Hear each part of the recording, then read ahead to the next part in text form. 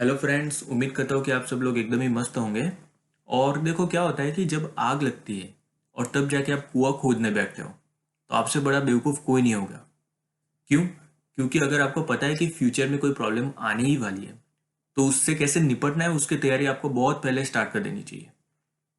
बिल्कुल उसी तरह से अगर आप वेट कर रहे हो कि जब मुझे कोविड होगा या फिर मेरे फैमिली मेम्बर्स में किसी को कोविड होगा या फिर मेरे आसपास में जब कोविड के केसेस बढ़ने लगेंगे तब जाके मुझे कुछ करना चाहिए, तो मेरे दोस्त आप बहुत बड़ी बेवकूफ़ी कर रहे हो। तो देखो, थर्ड वेव ऑलरेडी आ चुका है और ओमिक्रॉन वेरिएंट से फाइट करने के लिए सबसे पहले आप क्या कर सकते हो मैं बताता हूँ। आप एक होम आइसोलेशन प्लान बना सकते हो। क्यों? क्योंकि देखो, जितने भी केसेस आ रहे हैं वो ज़्यादातर माइल्ड आ रहे हैं और माइल्ड केसेस में डॉक्टर्स आपको होम आइसोलेशन करने के लिए ही बोलते हैं। ठीक है? तो अभी जो हमारी प्राइमरी स्ट्रेटजी है ओमिक्रॉन को डिफीट करने के लिए वो होम आइसोलेशन है। और आज के वीडियो में मैं यही डिस्कस करने जा रहा हूँ। मैं अपना जो होम आइसोलेशन प्लान है वो आपके साथ शेयर करने जा रहा हूँ कि जिससे आपको आइडिया है कि आप अपने लिए फ्यूचर में कैसे तैयारी कर पाओ। ठीक है? तो स्टेप वन, आप एक इन्वेंटरी लिस्ट बना दीजिए। मतलब कि कुछ चीज़ें जो है वो आपके घर में होनी ही चाहिए।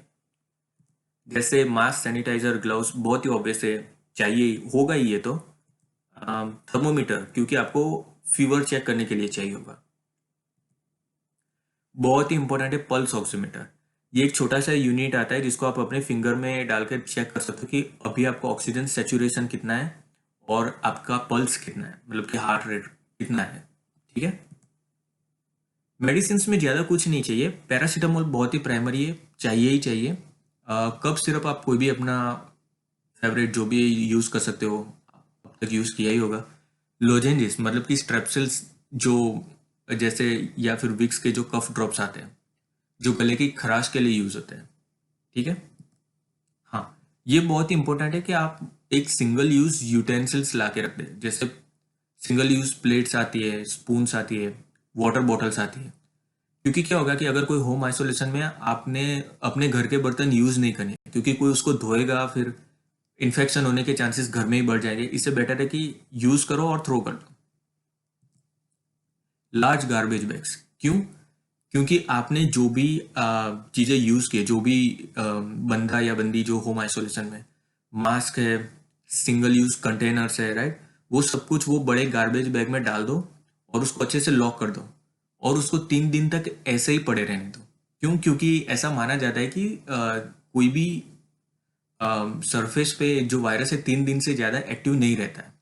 तो इससे आप फर्दर जो कंटेमिनेशन होगा, फर्दर जो स्प्रेड होगा, उसको मिनिमाइज कर दोगे। ठीक है? हाँ। और सरफेस सरफेस डिसइंफेक्टेंट जैसे कि लाइजोल है, राइट। तो जो भी पर्सन है जो जो रूम में होम आइसोलेट करता है, वहाँ पे बार बार वो सरफेसेस जो है उसको क्लीन करने की प्रैक्टिस रखो। ठीक है? इससे जो स्प्रेड है वो मिनिमाइज होगा घर में। ठीक है। तो अब आइडेंटिफाई करो कि आपके फैमिली में कौन कौन से मेंबर है जो हाई रिस्क पे है। राइट? हाई रिस्क का मतलब होता है कि जिनकी एज 60 से ज़्यादा है, जिनको और भी डिजीज है, डायबिटीज है, हार्ट रिलेटेड कोई भी कंडीशन है, कैंसर है, राइट। आपकी फैमिली में कोई प्रेग्नेंट वुमन है, कोई इम्यूनो कॉम्प्रोमाइज है, मतलब कि जिसको अभी अभी ऑर्गन ट्रांसप्लांट हुआ है, किडनी ट्रांसप्लांट हुआ है, लिवर ट्रांसप्लांट हुआ है, या फिर किसी को HIV है, या फिर कोई अनवैक्सीनेटेड है। आइडियली तो अभी तक वैक्सीन ले लेनी चाहिए, अगर नहीं लिए तो ले लो। ठीक है? ठीक है, नेक्स्ट आपको क्या करना चाहिए कि एक कॉन्टैक्ट लिस्ट बना लेना चाहिए, राइट, जिसमें सबसे पहले आएगा RT-PCR लैब्स। सो आपके एरिया के आसपास में कौन कौन सी लैब्स है जो RT-PCR टेस्ट परफॉर्म करती है और आइडियली घर पे आके सैंपल लेती है, क्योंकि इससे क्या होगा कि आप बाहर नहीं जाओगे, ज़्यादा स्प्रेड नहीं करोगे। ठीक है? लिस्ट बना के रख लो। नेक्स्ट, नियर बाय क्लिनिक्स और मेडिकल ऑफिसर्स, राइट, वो भी आइडियली जो वीडियो कॉलिंग के थ्रू कंसल्टेशन करते हो, राइट। और अब तक आपके पास रिव्यू अवेलेबल हो गए, क्योंकि अ, एक ऑलरेडी डेल्टा वेव आ चुका है, तो अपने फ्रेंड्स के थ्रू या फिर सर्कल में आपको पता चल जाएगा कि कौन से क्लिनिक में जाना बेटर होगा आपके लिए। ठीक है? हाँ। Near by hospital in case of emergency, तो ये पता कर लो कि अगर इमरजेंसी में आपको हॉस्पिटल में एडमिट होना पड़ा तो कौन कौन से हॉस्पिटल है जो गवर्नमेंट से अप्रूव है या फिर जिनके पास बेटर फैसिलिटीज अवेलेबल है, राइट, उसका एक लिस्ट बना के रख दो। नेक्स्ट, एम्बुलेंस और प्राइवेट व्हीकल्स। अगर आपके पास प्राइवेट व्हीकल नहीं, आप नहीं ले जा सकते, तो आप एक लिस्ट बना के रख दो कि जो गवर्नमेंट एम्बुलेंस है उसके अलावा कोई कोई और भी है कि जो आपको घर से हॉस्पिटल तक ले जा सके। और local public authorities, very important, जो भी लेटेस्ट गाइडलाइंस है जो चेंज होती रहती है, अपडेट होती रहती है, इसकी इंफॉर्मेशन के लिए आपको डिस्ट्रिक्ट लेवल पे या फिर नेशनल लेवल पे जो भी लोकल पब्लिक अथॉरिटीज है उनका हेल्पलाइन नंबर होगा, वो रिकॉर्ड करके रख लो और उनके कांटेक्ट में रहो, ठीक है। ठीक है, तो अभी हम ये बार बार सुनते कि माइल्ड कोविड है, राइट। तो माइल्ड का मतलब क्या होता है, उसकी डेफिनेशन क्या है, राइट। तो माइल्ड का मतलब है कि अपर रेस्पिरेटरी ट्रैक्ट के जो सिम्टम्स है, जो कफ है, रनी नोज है, वो प्रेजेंट होते हैं। फीवर हो भी सकता है या फिर नहीं भी हो सकता है, राइट। पर ब्रेथ के रिलेटेड कोई भी इश्यू नहीं होना चाहिए। और आपका जो ऑक्सीजन सेचुरेशन है, जो रूम की एयर है, उस पर 93% से ज्यादा होना चाहिए ऑलवेज, राइट। जब ये कंडीशन होती है उसको हम माइल्ड कोविड बोलते हैं। तो अगेन एक बार रिपीट कर लेता हूं कि आपको कफ या रनी नोज हो सकता है, हेडेक, बदन दर्द हो सकता है, फीवर हो सकता है या फिर नहीं भी हो सकता है, पर ब्रेथ के रिलेटेड कोई भी इश्यू नहीं होनी चाहिए, राइट। तो इसको डॉक्टर्स इसको डिफाइन करते हैं mild mild Covid cases, right. Again repeat करता हूं कि कौन डिसाइड करेगा कि आपको माइल्ड कोविड केसेस है और आपको होम आइसोलेशन की जरूरत है। Qualified medical officer. खुद से खुद का इलाज मत करो, आप एक बार डॉक्टर को दिखा दो, भले ही आपको लगता हो, आपके पास सारी इंफॉर्मेशन, आपको लगता हो कि माइल्ड कोविड केसेस है, पर आपको एक बार डॉक्टर को कंसल्ट करना ही चाहिए, राइट। खास करके जब कोई हाई रिस्क फैमिली मेंबर हो, उस केस में आप बिल्कुल डॉक्टर से पूछे, शायद उनको जरूरत लगे कि होम आइसोलेशन से बेटर है हम इनको हॉस्पिटल में रखें ताकि अचानक से कोई कॉम्प्लिकेशन ना हो जाए, राइट। तो अपने डॉक्टर को डिसाइड करने दो, खुद से डिसाइड मत करो, ठीक है। अब अगर आपको डॉक्टर सलाह देते कि आपको होम आइसोलेशन करना चाहिए, जो कि ज्यादातर केसेस में यही होगा, तो आपको घर पे क्या करना चाहिए, एक लिस्ट बना दो, एक टेबल बना दो जो अभी आप देख रहे हो वीडियो में। और उसमें क्या करो कि टाइम के हिसाब से आइडियली एवरी 20 मिनट आप अपने बॉडी पैरामीटर्स रिकॉर्ड करो, जिसमें आपको क्या रिकॉर्ड करना है, पल्स ऑक्सीमीटर से आपका ऑक्सीजन सेचुरेशन, हार्ट रेट यानी कि पल्स कितना है वो, आपका बॉडी टेम्परेचर कितना है वो, रेस्पिरेटरी रेट मतलब कि आपको खुद से ही मेजर करना है कि 1 मिनट में आप कितनी बार सांस ले रहे हो, ठीक है, उसको रेस्पिरेटरी रेट बोलते हैं। और इन जनरली आप लिख दो कि आपकी फीलिंग कैसे, आपको कैसा लग रहा है, आपको अच्छा लग रहा है कि आपके इंप्रूवमेंट आ रही है, पहले से कैसा लग रहा है, वो इन जनरल लिख दो, राइट। और आइडियली आपको 1 घंटे में 3 बार करना चाहिए, एवरी 20 मिनट, ठीक है। ठीक है, अब कौन कौन से मेडिकेशन है जो घर पे होनी चाहिए। नंबर 1, पैरासीटामोल, बहुत ही इंपॉर्टेंट है, ठीक है। इसका जो हाईएस्ट जो डोज अवेलेबल है मार्केट में वो है 650 मिलीग्राम, राइट।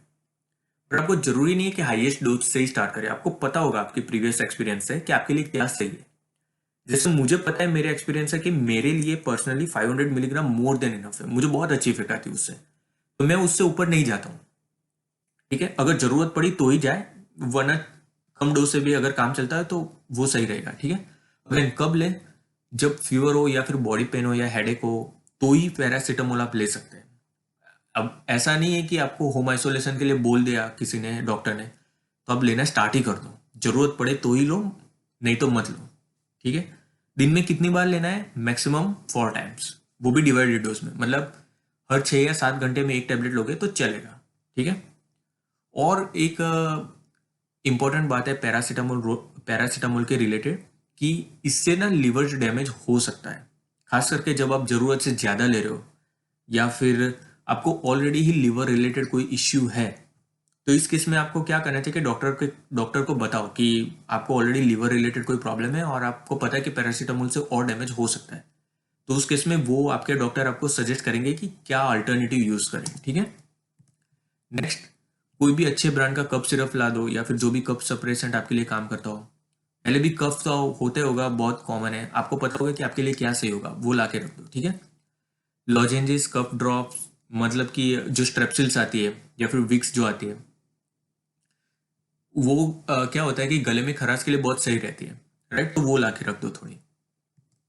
और कोई मेडिकेशन नहीं चाहिए, पर अगर आपको ऑलरेडी कोई एग्जिस्टिंग हेल्थ इश्यू है और उसके लिए आप मेडिसिन लेते हो, तो वो आप अपनी डॉक्टर के एडवाइस से उसको आपको कंटिन्यू करना है, ठीक है? ठीक है, तो अब आपको क्या नहीं करना चाहिए? सबसे पहले सेल्फ मेडिकेट मत करो, पर्टिकुलरली खुद से जाके स्टेरॉइड्स मत लो। तो न्यूज में या फिर सोशल मीडिया पे लोग बताते रहते हैं कि डॉक्टर्स ये दवाइयाँ यूज करते हैं कोविड की ट्रीटमेंट के लिए। वो आपके एजुकेशन के लिए आपको बता रहे हैं, वो आपको सजेस्ट नहीं कर रहे कि आप जाके ये मेडिकेशन लेना स्टार्ट कर दो, ठीक है? क्यों? क्योंकि ये जो मेडिकेशन है उनकी बहुत हैवी साइड इफेक्ट्स होती हैं, और फिर ऐसे केस में ऐसा होगा कि आप अपने केस को खुद ही कॉम्प्लिकेट कर दोगे, राइट? डॉक्टर के लिए भी डिफिकल्ट हो जाएगा कि इस बंदे की ट्रीटमेंट कैसे की जाए। तो इसलिए खुद की मेडिकेशन करना मत स्टार्ट करो। दूसरा, खुद से जाके ब्लड टेस्ट मत करवाओ, खास करके एक्सरे और सिटी स्कैन तो मत ही करवाओ।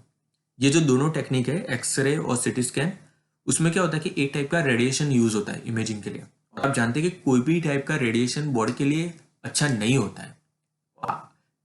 उस वक्त आपको उसकी कोई साइड इफेक्ट नहीं दिखती है, पर हो सकता है कि लॉन्ग टाइम में आपको कोई साइड इफेक्ट हो जाए उसकी वजह से, राइट? तो अपने आप से मत करवाओ, जरूरत होगी तो आपके डॉक्टर आपको बोलेंगे। और बहुत ही इंपॉर्टेंट, ब्लाइंडली कोई भी सोशल मीडिया को फॉलो मत करो, ठीक है? जो ऑथेंटिक सोर्सेस जो है, जो गवर्नमेंट इश्यूज गाइडलाइन है, या फिर कोई डॉक्टर जो आपको जानते हो वो आपको कोई सजेस्ट करे, उसको फॉलो करो। ब्लाइंडली किसी को भी फॉलो मत करो।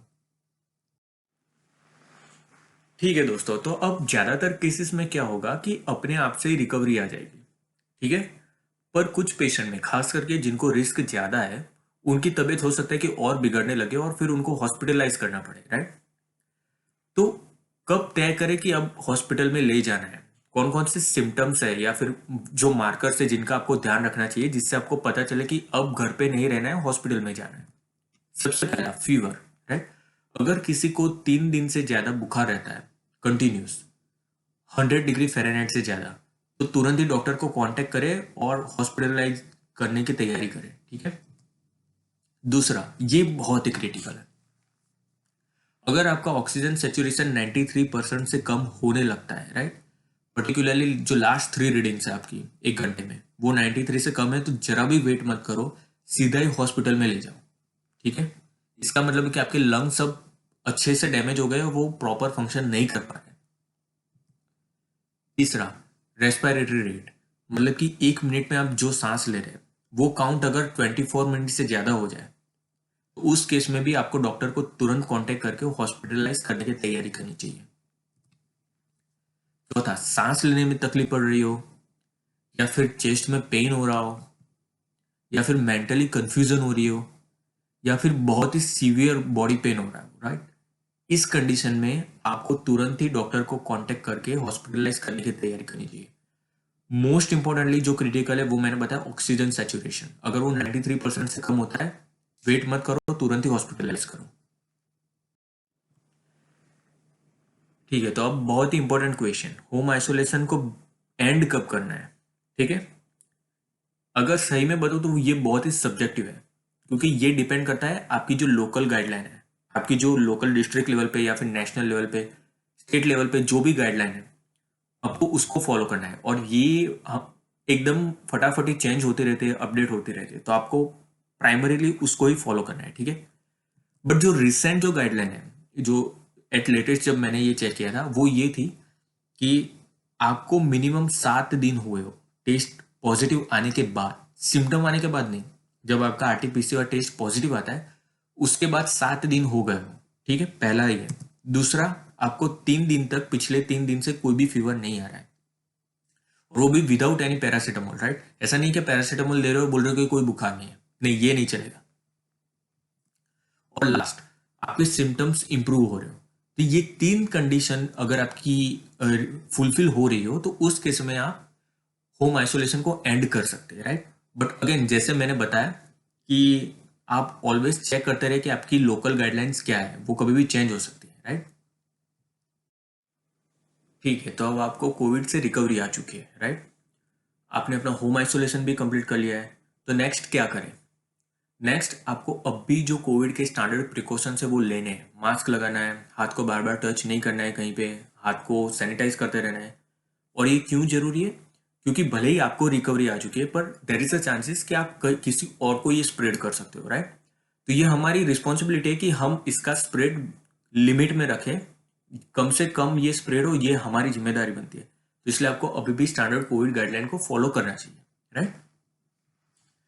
तो आज के वीडियो में ये जो मैंने डिस्कस किया है वो मेरी प्रिपरेशन थी कोविड से फाइट करने के लिए, ओमिक्रॉन से फाइट करने के लिए। और उम्मीद करता हूँ कि आपको बहुत कुछ सीखने को मिला होगा। इससे आप अपने खुद के ही एक होम आइसोलेशन प्लान बना सकते हो, खुद को प्रिपेयर कर सकते हो, और सेफ रहो और स्वस्थ रहो। कोई भी क्वेश्चन है आपको कोविड के रिलेटेड, कोई भी क्वेरी है, आप मुझे कमेंट सेक्शन में डाल सकते हो, मैं उसको बिल्कुल क्लैरिफाई करूंगा, ठीक है?